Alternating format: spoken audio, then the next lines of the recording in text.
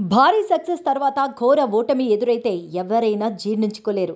Success తాలూకా జ్ఞాపకాల్నే నెమరు వేసుకుంటూ అందులోనే బతికేస్తుంటారు. ఓటమికి దారితీసిన పరిస్థితులపై సమీక్షకు పెద్దగా స్కోప్ ఇవ్వరు. ప్రస్తుతం వైఎస్ఆర్ కాంగ్రెస్ పార్టీ అధినేత జగన్ తీరు కూడా ఇలాగే కనిపిస్తోంది. 2019లో 151 సీట్లతో అధికారంలోకి వచ్చింది వైసీపీ.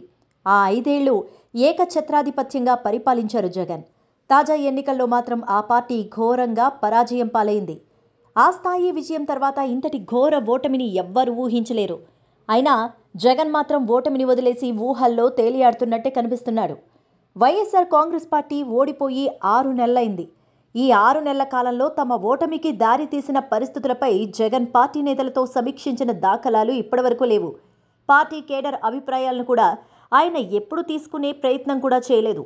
ఎందుకు ఓడిపోయామో చెప్పాలంటూ కనీసం కేడర్ను అడగలేదు. అయితే అధికారంలో ఉన్నప్పుడు ఏనాడు కేడర్ మొహం చూడని జగన్ ఇప్పుడు మాత్రం వాళ్లను కలుసుకుంటున్నారు. ఇదొక్కటే ఆయనలో కనిపిస్తున్న మార్పు అని చెప్పాలి. కలిసినప్పుడు కూడా ఆయన ఉపన్యాసాలకే సమయం సరిపోతోంది కానీ నాయకులతో మాట్లాడించట్లేదు. వాళ్ళ అభిప్రాయాలు తీసుకోవట్లేదు.